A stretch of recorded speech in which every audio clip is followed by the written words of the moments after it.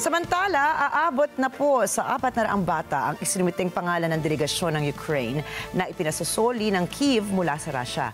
Sa kabila naman ito, 10 bata lamang ang pinayagan ng Moscow na maibalik. Narito po ang detalye ng balita niya mula kay Ashley Sackmore.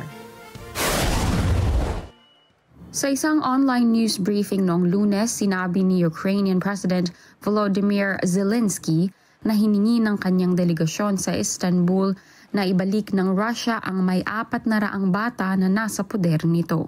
Subalit ayon sa leader ng Ukraine, pumayag ang Russia na isauli ang 10 lamang sa mga ito. Далі, що стосується дітей, ми передали список з майже 400 дітьми руським. Вони нам запропонували щось в цьому напрямку напрацювати до 10 дітей. Ось це їх бачення таке щодо гуманітарних питань.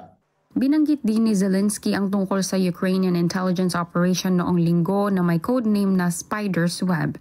Inatake niya ng drones na ipinasok sa wooden sheds ang military airfields ng Russia. Ми не хочемо демонструвати свою силу. Ми її демонструємо, тому що ворог не хоче зупинятися. А демонструємо ми її справедливо по військових цілях, а також демонструємо не тільки руським агресорам, а всім тим нашим союзникам, які були сильними союзниками, а почали сумніватися.